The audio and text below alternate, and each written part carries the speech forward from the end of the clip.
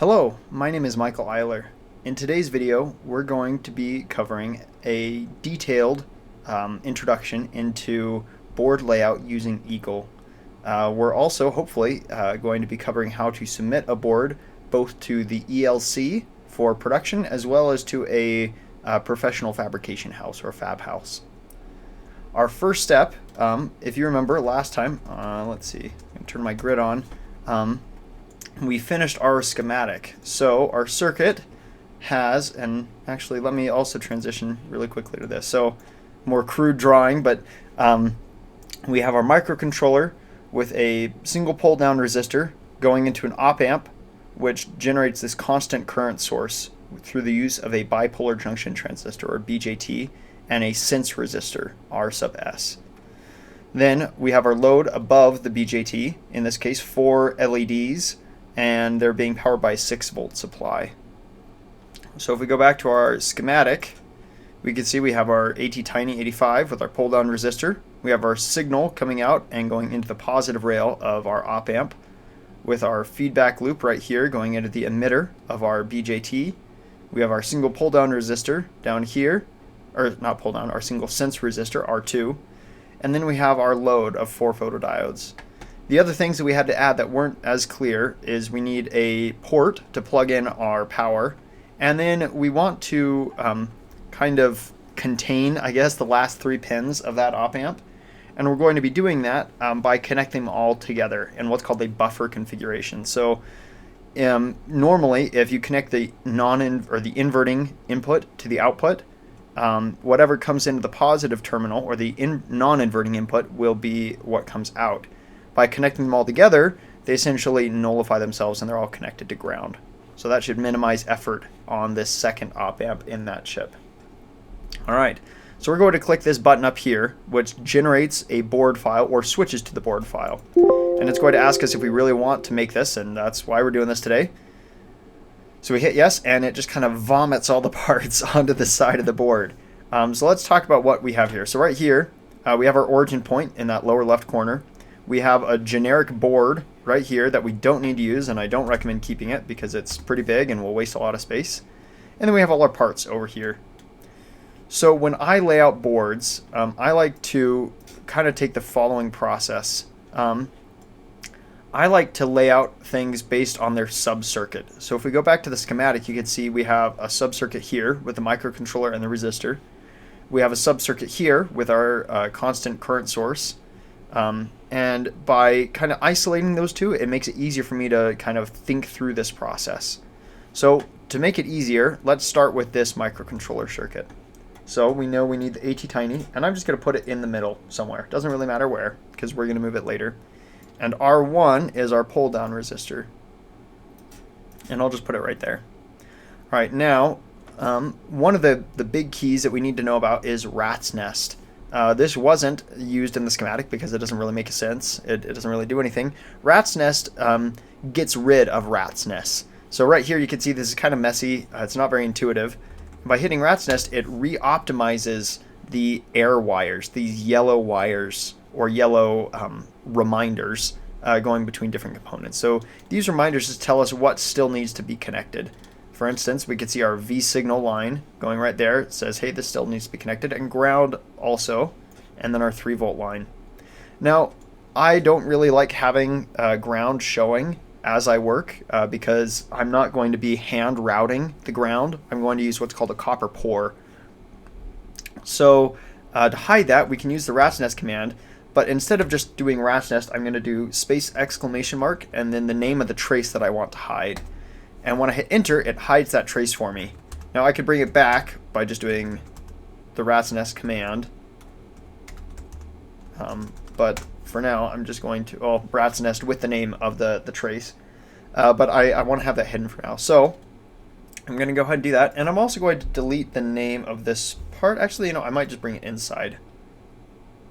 So again, I guess we didn't cover that. So you click the anchor point of parts to move them around, but you can see right now it only lets me move it 1 grid square at a time. If I want to go inside the grid square, I have to hold the Alt key, and that allows me to move things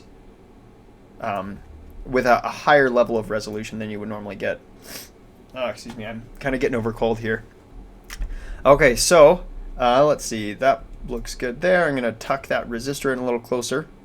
And you know, for now, that looks pretty darn good. So I think we are good to go. All right, next, let's focus on the op-amp circuit.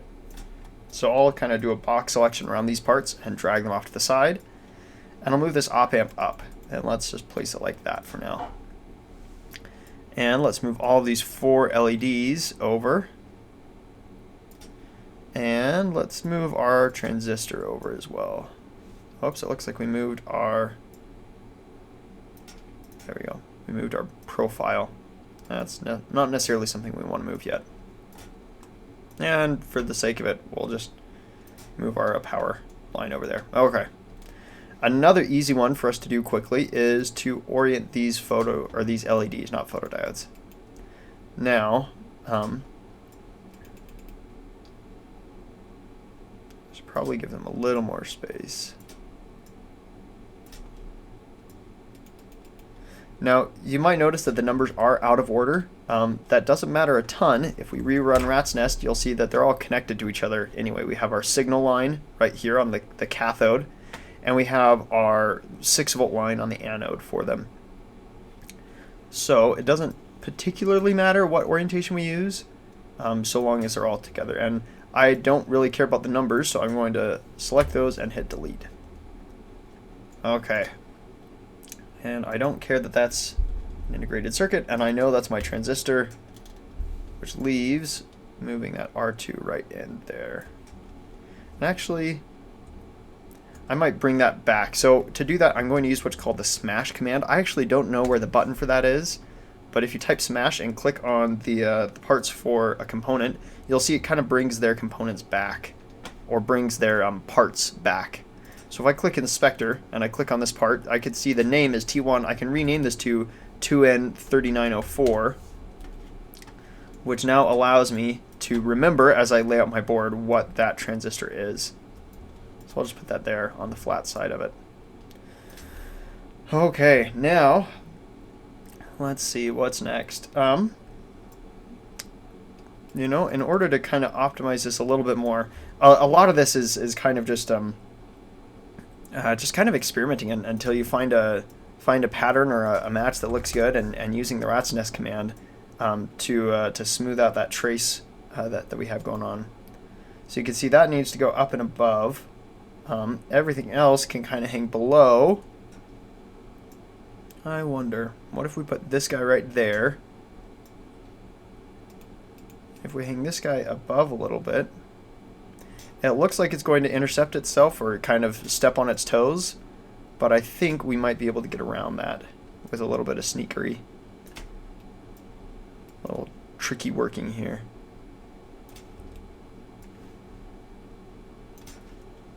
So normally I don't recommend making things this compact to begin with, because oftentimes it can lead to issues, but this is a small enough circuit, I think it might actually be able to work. So let's see here. All right, now I can use what's called the route command. So route will allow us to take, to actually put copper on the board. But there are a couple things that we need to change first. The first thing I'm actually going to talk about really quickly on our drawing here. So on a typical PCB, you have what's called the substrate. Usually this is fiberglass. And then you have usually copper on the top, and traditionally you only had copper on the bottom. So you would usually, because you wouldn't have copper on the top,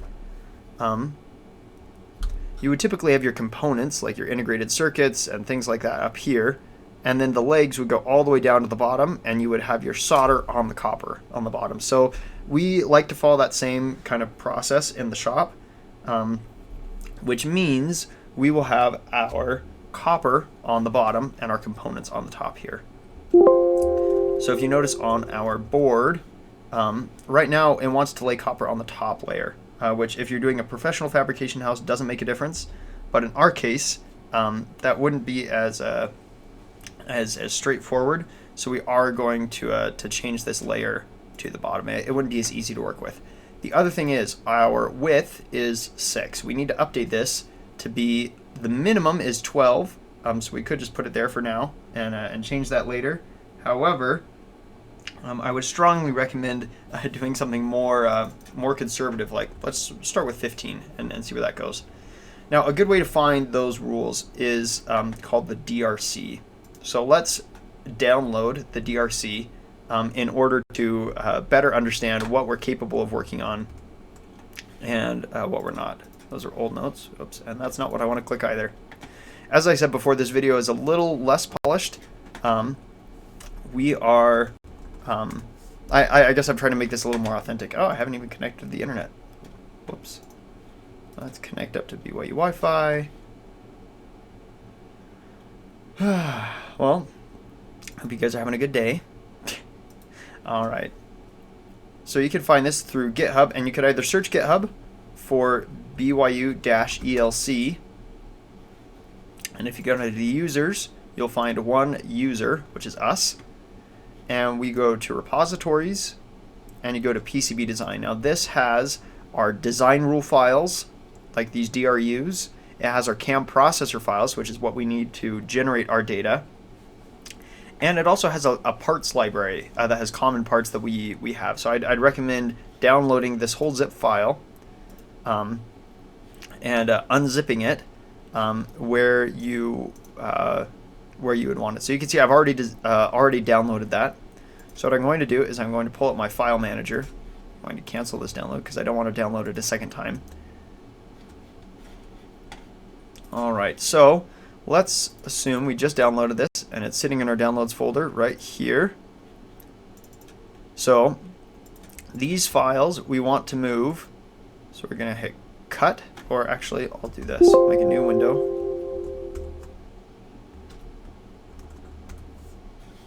I'm going to go to Documents, then I'm going to go to Eagle, and let's see, Design Rules. So you can see I've already moved them over, but you would take these two files and just drag them into your design rule folder. We can go ahead and replace those. And while we're here, let's go ahead and do the same with our CAM processor. We won't use this right now. Oops, drag that over. We won't use this right now, but we'll use this soon enough that it kind of makes sense for us to just to do it while we're here. And finally, if you wanted to use the ELC parts library, you would just drag that over there as well. And I'm not going to replace that because I don't want to have to reconfigure it. Okay, and by the way, we do go over how to reconfigure libraries and download libraries in our basic component design video. So if you have questions, I would check that. Okay, now that we've downloaded and installed our design rule check, we can go to the submenu and go to DRC check, or design rule check. And instead of just running it, it will run the default one. You can see, so clearance, most fabrication houses, professional fabrication houses, can do down to 6 mil or 6,000th of an inch trace. The shop is not at that level. So we're going to load our file, and we want to use the basic DRC. The advanced, it represents the minimum we can do. So the tightest traces, the smallest wires, and unless you're very, very comfortable with soldering boards that don't have a solder mask, I don't recommend using advanced. I recommend starting with basic. So that's what we'll do today. So I'm going to open that. Now you can see our clearance is up to 25. Our let's see, our minimum trace width is 15, and so on and so forth. And the nice thing about this is, as we're designing, you can see we have a bunch of air wires that we still need to route. That's no big surprise. I'll move that down in the corner.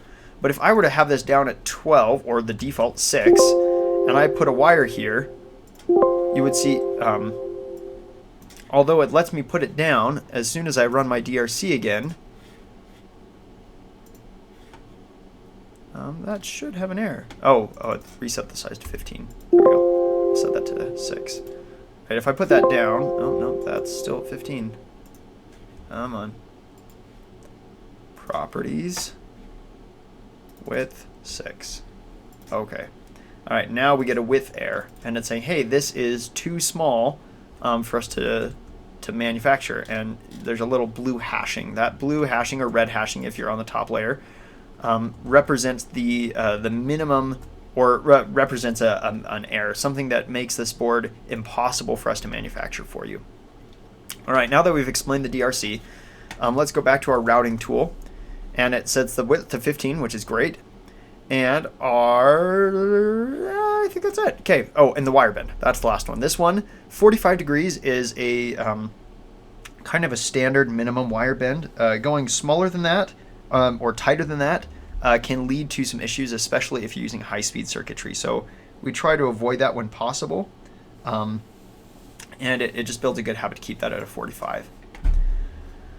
Alrighty, so the first thing we're going to do is I need to connect my 3-volt line, because that one is the only 3-volt line in this circuit. So I'm just going to make that connection, and now we're down to 21 wires.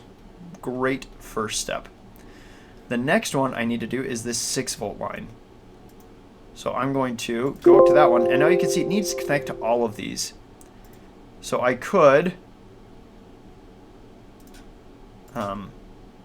drag something over like this, drag it over, and then connect it to each individual one. The problem with this is twofold. First, if you're soldering and you happen to make a mistake, let's say you solder in this LED backwards, you go to desolder that pad, and because you're not quite used to doing this yet, you might rip the pad out. By doing that, normally you're like, oh, well, 3 LEDs would still work. However, that pad is the connection for that trace. So if you rip this pad out, all 3 of these LEDs would also break as well. Now, there are 2 ways to deal with this. First is, I like to call it the snake method.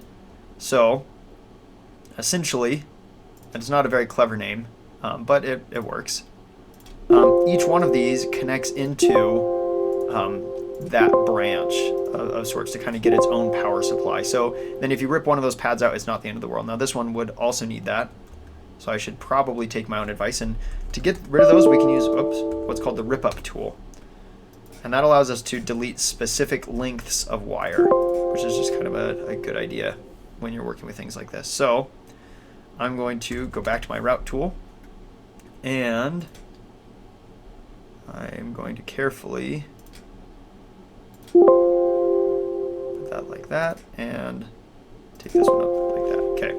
Now, the other issue that I have with the snake tool, or with the snake method, I guess, by the way, you can drag traces after you lay them, which is just a helpful hint, is these pads are really small and they don't necessarily give us anything. In fact, they have a higher impedance, which isn't great, and they also they tend to they tend to be more difficult to solder to. So what I'm going to do instead is use what's called a copper pour. And for this, we're going to use the polygon tool. And I'm just going to draw a big box around all of these pads. And I know what you're thinking, oh, those have 90-degree edges. We're not as worried about it when it's that big. But by giving it the same name, so you saw when I made it, asked for a name, and I gave it the name of the trace that I'm trying to do, which is 6V, or 6 volts. By giving them that same name, when I hit rat's nest, it fills in that copper. It basically pours copper onto the board, quote unquote, pours copper. And now we know all of those are connected to each other. So I can simply go from this to there, just like that. And let's drag that over so it's a nice corner like that. Okay. Now this is all connected, and I don't have to worry about ripping up a pad or having something come apart. It just makes it a lot cleaner. It makes it a lot safer. It has higher impedance, and it's just a lot easier to work with. So, all right, that's copper pour, and that is pretty much the whole design process. The rest of this involves carefully laying things out. I may have cheated a little bit on this design. I've done this board several times, so I was well aware of the good orientation for this. The orientation is probably the hardest part and the longest part. Really, it involves just sitting down and coming up with a couple different designs. If you notice, when I first laid that resistor down, I had it over here, and I probably did that on the first time I made this board as well. It wasn't until I did it 2 or 3 times that I realized, actually, it's better to put it at the top here. Speaking of, let's see if we can actually kind of navigate around these extra signals. I'm going to go back to, around these parts. So I'm going to go to my route tool, and I'm just going to carefully, if possible, navigate those so they're not interfering with each other, they're not stepping on each other's toes, but I'm still able to get that connection made. Let's see. Now, I don't like those kind of crazy bends you can see there. I'd far rather have it just be a straight line, but if you notice, its default is either there or it gets really ugly really quick. So what I'm going to do instead is I'm going to hold the Alt key, and that allows me to set kind of a default position or a default placement for this. Or a default space, or ignore the default spacing, sorry, not use the default spacing, ignore the default spacing. And that to me looks better, it looks more spread apart and not as likely to rip out or to be too close to one trace or the other. And again, I'm going to use my Alt key. And I'm going to carefully, oh, no, I can't get that close, all right.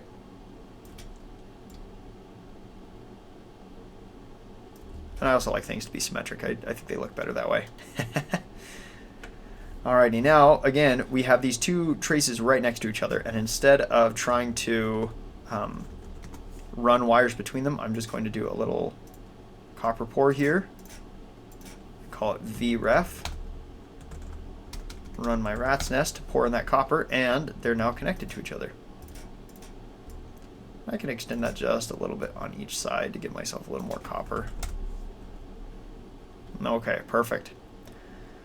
Let's see what's left. I actually think I need to drag this guy down a smidge to give myself a little more room for this trace right here.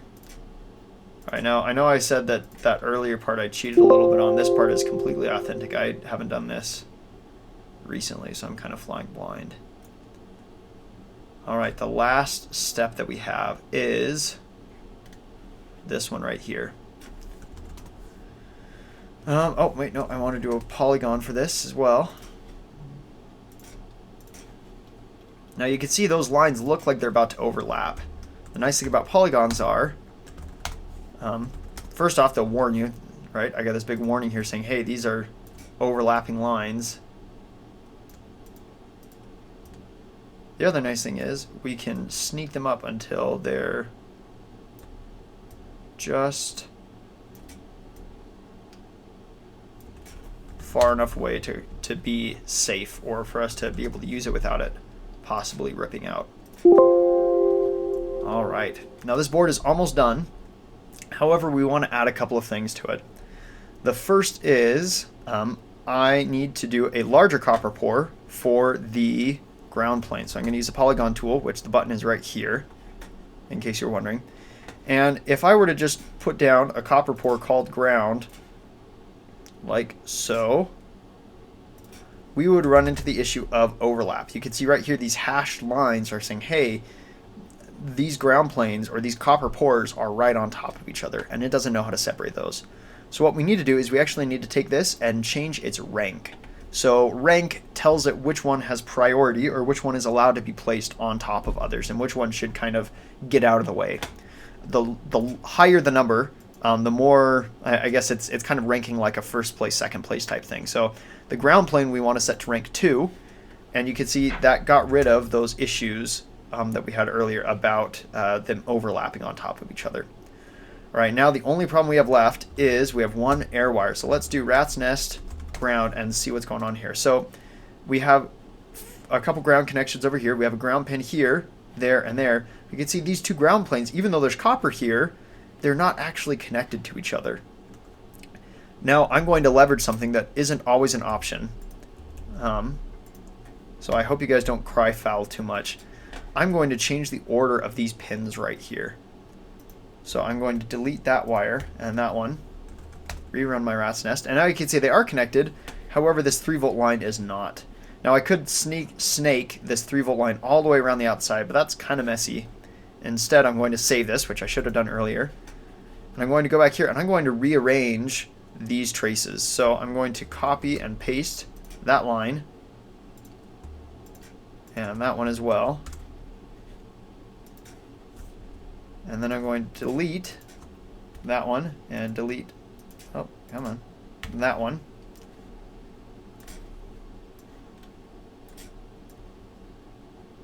And move those back to where they were. Oh, whoops, looks like I need to extend that out a little bit.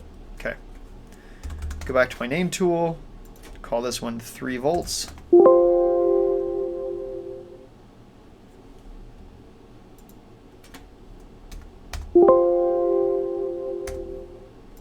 that was called 3v1. Oh, that's why it's a copy. Call that one ground. Okay. And now I need to add them back into the group. So add to power. Okay. And no, I need to spread these out a little bit. All right. Sorry guys, I hope this unpolished version isn't too frustrating for you guys. Okay, so I'll save that. I'll go back over here, and now you can see I need to rerun my rat's nest, and if I run that last route, all of a sudden all the grounds are still connected. Okay, my DRC says 0 errors, everything is good to go, and this board is almost finished. Now, if I just wanted a bare PCB, this would be good to go, and I'd be ready to send it off to manufacturing, so I should save it. However, let's say I want to add a couple things, like some mounting holes, or maybe a logo, or things like that. In order to do that, I'm going to first drag it down to the corner. This is my way of making sure that that I'm using the smallest possible board size. Now, one of the nice things, by the way, if you need to hide a polygon, you just drag one of those edges. So in order to keep track of those edges, I always make them one square outside the final board size. And that'll make more sense once I place this last piece there. So now when I rerun my polygon, oh, it's not big enough. You can see that error showed back up again, which means I need to make this board just a smidge bigger there and there. And drag my parts over a bit. Okay, so I grab one of the anchor points, hit rat's nest again, and now we're good to go. All right. Okay, now let's add those mounting holes. Okay, so that's going to be done with the hole tool. And the default size is 13 thousandths of an inch. I don't know why. That's really tiny. I'm going to change it to 125, so that's an 1/8 inch hole. And I'll go ahead and put one, let's see, I'll put one here. And I'd love to put one there, but you can see I would now have an issue with that wire being too close to that hole. So I just simply drag it and move it over until that hash you saw disappeared. And now I know that those are not going to break. They're not going to interfere with each other. All right, so that's how you add holes. To add logos, this one is a little trickier. So I'm going to use what's called a ULP script. And if you click here, it pulls up a menu of all of these are kind of predefined scripts that people have made to do certain tasks that might otherwise be a little more frustrating. One of them is import a bitmap. This allows us to import bitmaps directly into Eagle, which is generally very, very useful. Now, I actually don't have a bitmap for a logo. And another warning I'll give you. So anyway, if I did, let's see, I need to find one just so I can show you what's going on here. Let's go ahead and find one really quick. All right. Actually, let's go ahead and make one. That's probably a better way to do this. Okay, so I'm going to make a new one. I'm not going to save this. I'm going to make a very creepy smiley face. Hopefully it's not too scary. Let's see. Okay. I'm just going to say BYUELC. Okay. And let's use our crop tool. Oh, come on. Maybe I'll use my select tool. And then I'll crop it. Nice. Much better. Maybe I'll do it again. A little tighter. And crop. Okay. You know, I don't like that. I'm going to go ahead and highlight that whole thing and delete it. Okay. Let's see. What would be cool? And let's do... Oh, no. I need to go back to my pen tool. Let's use a marker. There we go. Now we're cooking with gas. BYU. Oh gosh, this is gonna be awful. ELC. All right. Now I'm gonna go to File and Save as a bitmap. And what this will do, instead of 24, I want a monochrome. So that'll do black and white. Yep. And now this black and white image is something I can import. And I guess I needed to save that. Where did I save it?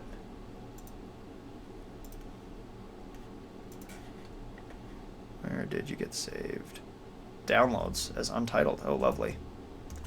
Okay, so we'll go to downloads and we'll pull an Untitled, and it will say, okay, there are two colors in this folder, and which one do we want to use? So we want to use the black and ignore the white. And I usually like to just go with the default value, so a scale factor of 1. And for the first layer, we're going to have it start on layer 200, and that'll make sense in just a second. So I'll hit OK and run the script, and you can see it's generating very slowly our logo right there. Now, there's a reason why we do logos at the very end, and that's because they're very resource intensive. What it's doing, if I zoom in here, it's made all of these little blue rectangles, and those aren't warning signs. Those are actually, if we go to selection filter, they're on the layer 200 through, you know, so on and so forth. Okay, so I'm going to say I only want to select layer 200. Now if I select that, you can see I can pull those off to the side and see all these little tiny rectangles that they used to make in my image. Now, if we were using a professional fabrication house, I would just leave that as is, and well, you could do two things. You could either go to change layer or use the change tool and go to layer, and we want to put it on the top names, let's say, so we'll hit OK. Now before we do that, we'd have to make a box selection. I forgot that, so change layer, hit enter, and we want, let's do T names, layer 25. Right click on one of those and change the group, and now it's text, or a silk screen rather. I need to reset my selection filter so I can actually grab these things, and I can put that back on. Now if I go to manufacturing, we could see that that shows up as part of my silk screen. Now that's great and all, however, in the shop, if we tried to do that, it would not, quit being such a pill. If you submitted this to us to manufacture, we actually wouldn't be able to do it because it shows up as just a bunch of small rectangles that our processor just ignores. It says, oh, these are too small for me to do anything with, so I'm not going to use it. Now, I know a lot of you guys are going to freak out about this next move that I do. But it's not as bad, so pay attention for a little bit and we'll get through this pretty quickly. I'm going to change my width to, let's do 24, why not? And I'm going to change my my wire band to straight. Now what I'm going to do now is I'm also going to change my grid, if I can spell, to, instead of right now it's at 100 mil, I'm going to change it to 10 mil. Now I can see, or now you can see, I can select any one of those, and actually I'm going to change it to 1. Okay. Now if I zoom in really close, you can see all those starting points are where I could draw text. So I'm going to use my selection filter, and I only want to select T names. So I should have done this back when it was still layer 200. Change layer 200. Right click, change group. All right. I'm going to reset. Go back to my line tool. Okay, and now I'm just going to, oh, whoops, I need to be on the right layer for this. So T, you know, actually, let's do T doc. Why not? That way it doesn't interfere with the other names or place logos. And now you can see I can actually trace out this logo. And, you know, if I wanted to, I could be a little more exact. Just for the sake of it, we'll try and match this a little better. All right. Now again, I'm sure there's lots of internal screaming as you guys go, oh, yuck, how could he do this manually? Ah. And, you know, you guys are kind of right. It is a little gross. But we're not a professional fabrication house, so sometimes you got to do a little bit of hackery to get things to work. Now, okay. I'm going to go to my layer 200. Going to, fine. Set my selection filter to only select layer 200. Select that, delete it. Okay. Now I have my hand-drawn logo. I gotta reset that. Okay, now if I do a box select around this, I don't want to select you, I only want to select the text. Let's see, I only want that one, and normally I like to do this when I'm not on the board.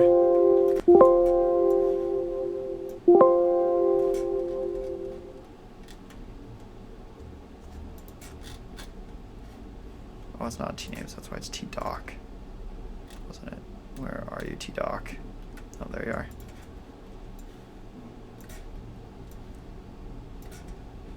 Okay, normally I like to do them when they're off because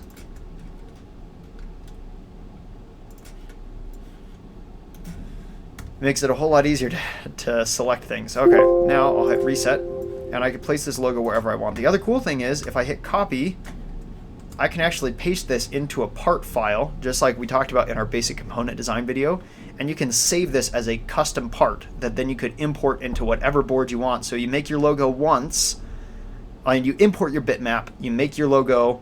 If you want to make it with the shop, you do this kind of gross method, and then you save this gross copy of it. That way you can import it into whatever part you want, or import it into whatever project you want. And we can go ahead and delete the original note. Again, you would just save that as its own part, and then from there on out, you would just do, you know, add, for instance, because I already have the shop file in here. That's the ELC parts library. You can see I have things like cougar heads, or I have things like, are those the only ones I have? Those might be, yeah, cougars. Okay, I've done bicycles, I've done snowflakes, I've done rocket ships, rovers, all kinds of crazy stuff. And you just save them as a logo, and then I can import them, and I have this, you know, logo that I could put on any of my boards. All right, now the board is quote-unquote ready for manufacturing. So I'm going to save it one more time, and I'm going to go to my CAM processor tool.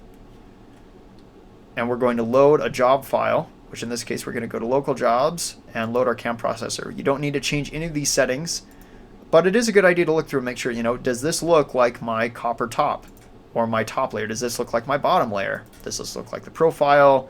And finally, does this look like the silk screen that I want? Okay, all of this looks great, so I can hit process job, and it's going to generate a zip file for me. And it will save it inside my project folder with a date stamp. So that's why I like to leave it. So when we look at our file, we can see we have a bunch of auto-saved files that we can delete. We have our board map, we have our schematic, and we have our zip file. This zip file is what we will submit to the shop in order to make a new order. So to do that, we go to ece.byu.edu, experiential learning, project requests, and request form. This will have you log into the shop via your net ID and password. And your view will be a little different than ours, but you could go to project request submission, PCB and upload your zip file right here. So I would go to projects, detailed tutorial, detailed zip. It wants the nearest board area. To find that, I hit cancel, go to manufacturing and board, and then I go down to the board submenu, and I can see right here my board area is 1.34 inches squared, so that would be 2 square inches. All right, and I only want one of them, and you could go to advanced if you want and say if you want it double-sided, maybe you have to, maybe you want a silk screen. By default we say no, just because it takes us longer and we're usually pretty short on time, and you guys want it faster anyway. And you could put other specifications like please call me when it's ready. Otherwise, if you don't put this, we will contact you. We'll just email you when it's ready. So anyway, that doesn't make a ton of sense, but I just wanted to put something there. We would hit submit. By the way, there are useful links like how to calculate a proper trace width for power traces, which make sure you have enough width for high current traces. There are also things like the SparkFun tutorial, the Eagle libraries that we like to use, the YouTube channel where all of these videos are, and the shop CAM and DRC, and that will be updated to our GitHub link soon. So we hit submit, and we have to check that we have actually read the design specifications that we provide. We used the shop DRC that we talked about earlier, and we used the shop CAM processor. So we verify those, we put our email in, and this is for class, because I'm teaching you guys. I hit submit, and we'll email you when your job is ready. Now, what if we wanted to do an overseas manufacturer? The one that we like to use in the shop currently is JLC PCB. So you go to jlcpcb.com, you click order now, and what you do is you simply add your zip file. It's actually very convenient, especially if you want to see how your zip file looks. It will process the Gerber file for you, and you can simply select how many you want, if you want other colors. All right, so we can see this is what our board looks like. Maybe instead of 5, we want 10, and that would be $5 plus shipping. Let's say we want them to be blue instead of green. And there we go. All right, now it would be $5. Shipping would probably be about 20 if you want it in a week, but that's actually cheaper than Oshpark for the same or faster processing speed. So that's why I like to use JLC.